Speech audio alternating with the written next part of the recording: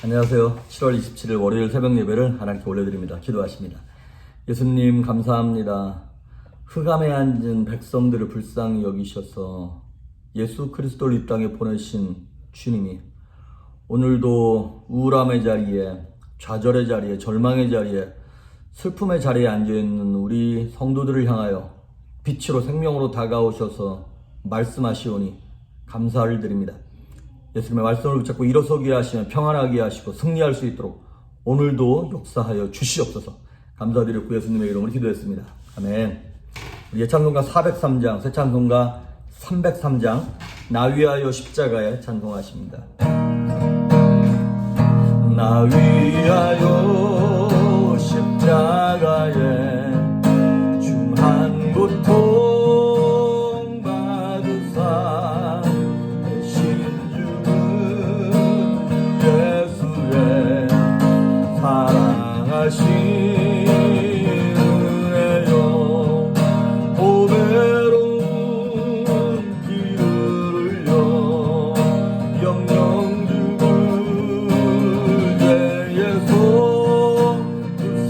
속함으로 누리 어찌 찬양할까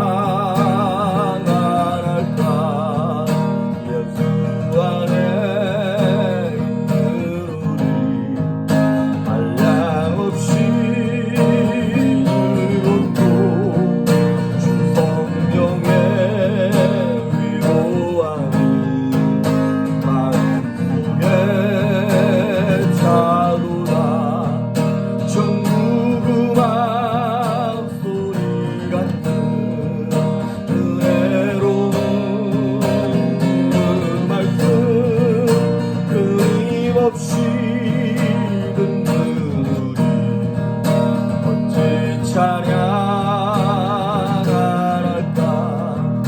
이 세상에 모든 꿈만 쉬지 않고 물어도 주님 안에 보호받는 우리 마음 변하다 늘 깨어서 기도하고 저 천국을 바라며 주님만을 기다리는 어찌 찬양할까.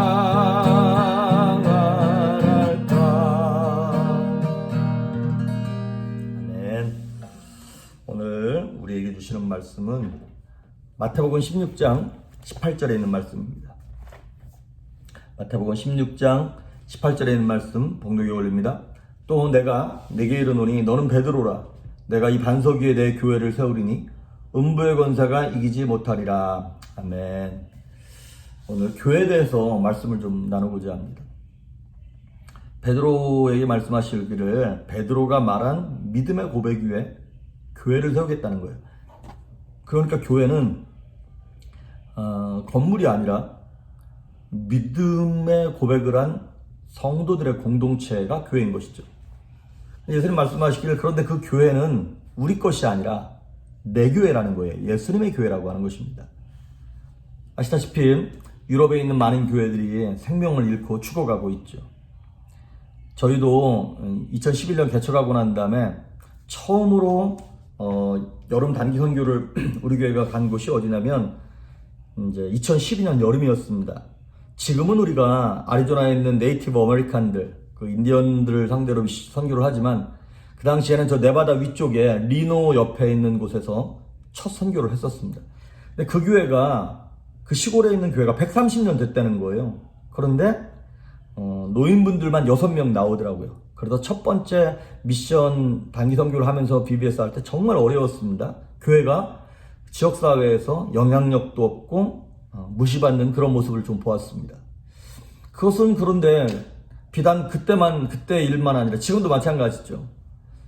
우리가 사는 지금도 교회가 욕을 참 많이 먹고 교회의 권위가 실추되어지고 교회의 거룩함을 잃어버렸다라고 하는 얘기를 참 많이 합니다. 그래서 결론은 이거예요. 하나님의 영광이 떠나가고 있다는 거예요. 계시록에 보면 하나님께서 기뻐하지 않는 모습이 나타날 때마다 하나님은 촛대를 옮기신다는 거예요. 교회의 생명을 하나님이 옮기시겠다는 거예요. 에베소서 5장 27절에 보면 하나님은 교회를 향하여 이렇게 말씀하셨어요.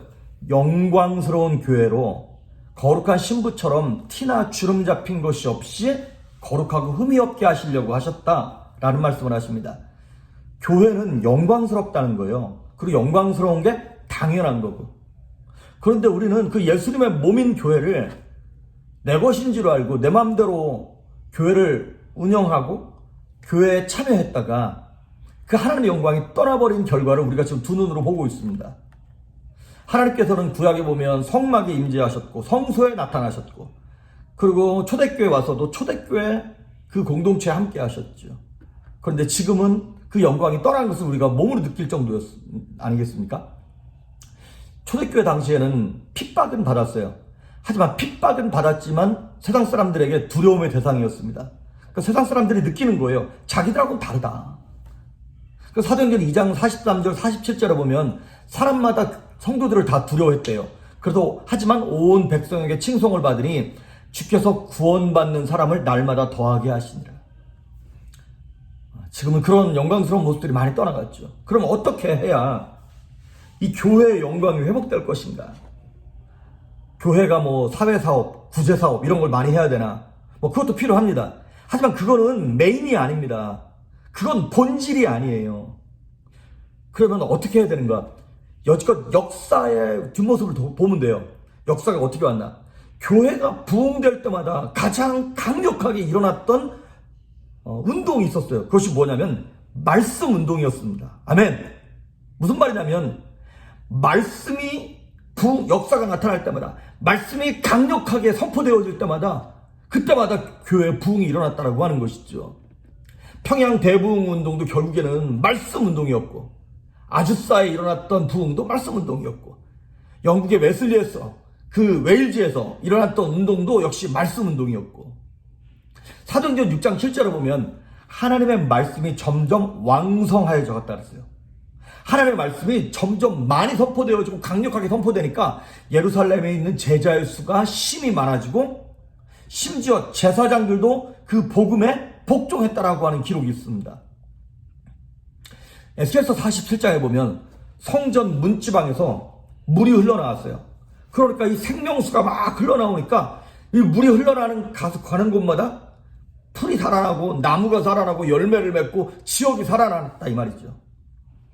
말씀이 교회 안에서 제대로 선포되어야 교회의 부흥이 일어나고 성도들의 삶이 뒤집어지고 바뀌고 이 땅을 바꿀 수 있는 유일한 마스터키가 무엇이다면 말씀의 부흥이라는 것이죠. 말씀의 회복이라는 것입니다. 그러니까 교회는 말씀의 회복 없이는 교회의 영광은 없습니다. 그러면 한마디로 말씀의 부흥이 무엇인가? 사도행전 2장 37절 41절에 보면 베드로가 초대교회 때 막 말씀을 선포합니다. 그랬더니 베드로의 설교를 듣고 많은 사람들이 마음에 찔렸다 그랬어요. 마음에 찔러서 서로 얘기하기를 그럼 우리가 어찌할꼬 어떻게 하지? 그리고 회개했다는 거예요. 그래서 하루에 3,000명씩 회개하면서 지름의 몸된 교회로 사람들이 몰려들기 시작하는 것이죠. 말씀의 부흥이라는 것은 무엇이냐면 이거예요. 하나님의 말씀이 선포되어질 때 거룩한 부담을 갖는 것. 거룩한 부담. 한번 따라해 보시겠어요? 거룩한 부담. 좀 고상하게 표현해서 거룩한 부담이고요.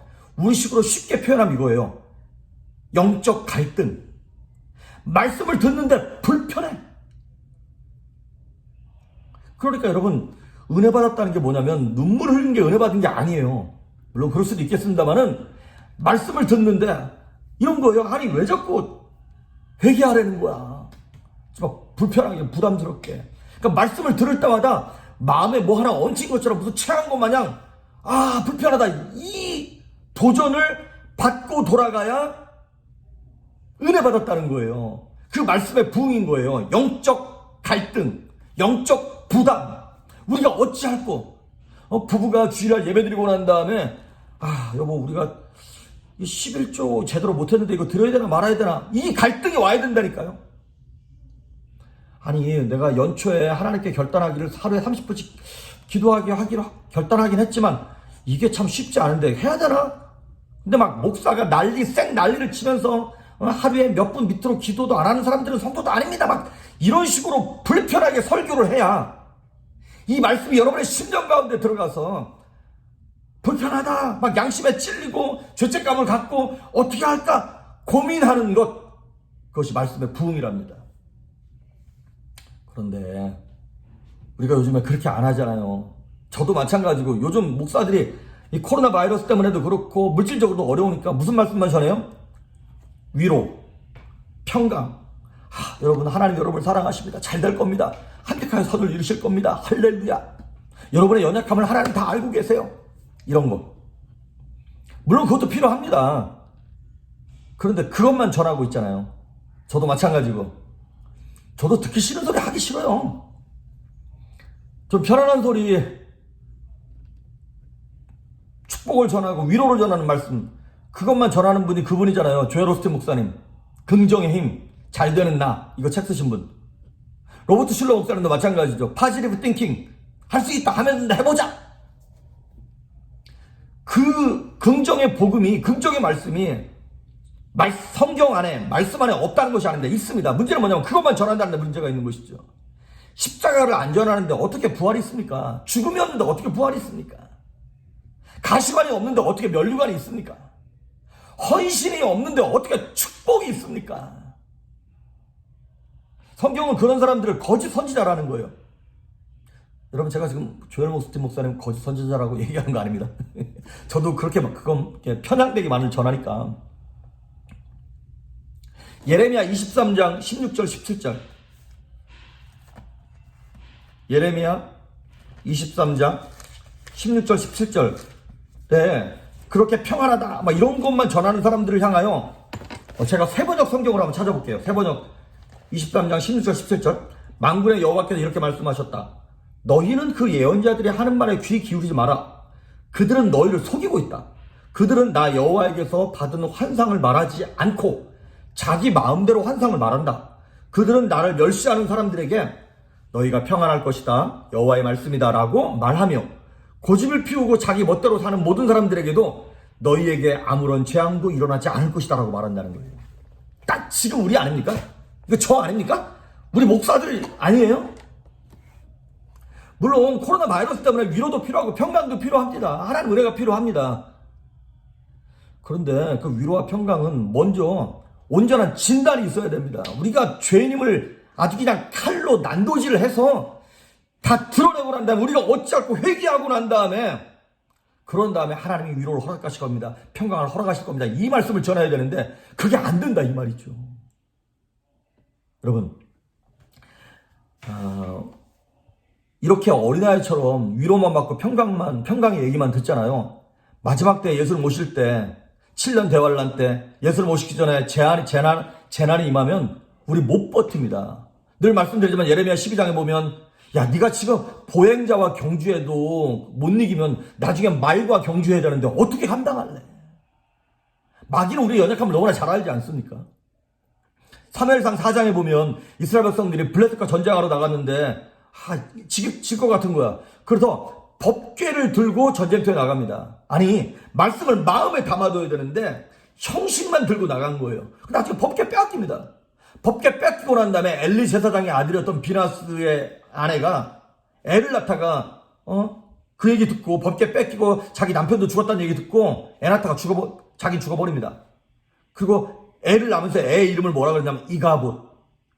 그 이가봇이 무슨 뜻이냐면 no glory, 영광이 없다, 영광이 떠났다 이 뜻입니다. 여러분 말씀을 빼앗기면 영광 없는 겁니다. 말씀을 마귀에게 빼앗기면 우리 인생에 영광도 승리도 평강도 아무것도 없습니다. 하나님의 말씀이 빛이고 생명이고 능력인데 말씀이 없는데 어떻게 우리 인생이 밝아질 수 있습니까? 어떻게 승리할 수 있습니까? 여러분 하나님의 말씀은요 달고 송이꿀 다 달다고 얘기했지만 처음부터 그런 거 아닙니다. 입에 엄청 씁니다.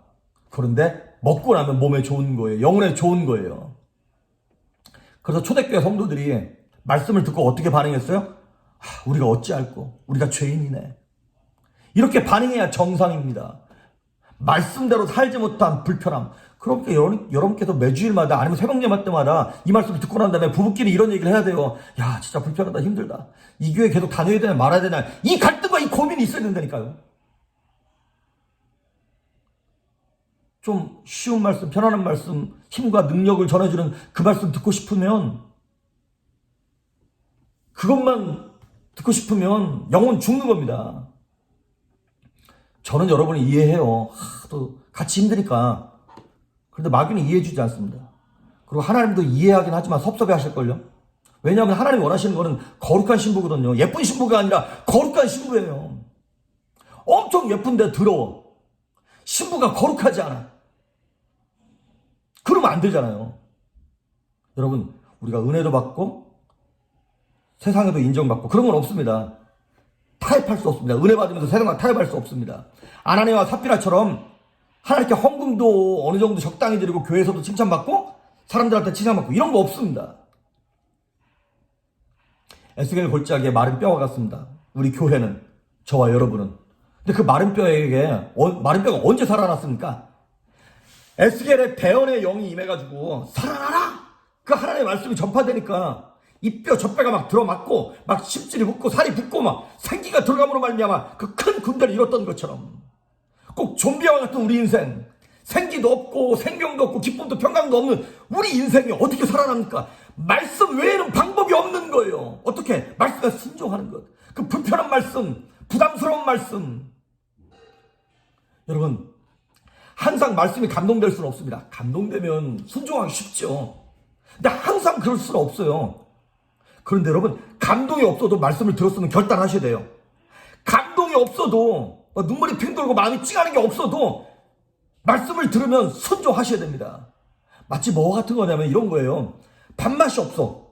그래도 점심 되면 밥 먹어야 됩니다. 그래야지 몸 건강한 거 유지합니다. 배고플 때까지 기다린다? 그러면 이제 과식합니다. 몸 건강하지 않습니다. 말씀은 뭐와 같은 거냐면 기준과 같습니다. 방향과 같습니다. 디렉션이라는 거예요. 그러니까 때로 여러분, 우리 한국에서 막 지하철 타러 내려갔을 때, 아니면 이제 지하차도 여기서 들어가가지고 저쪽으로 나가야지. 그런데 내 느낌으로는 이쪽으로 가야 종로 3가야. 근데 화살표는 이쪽으로 가라는 거야.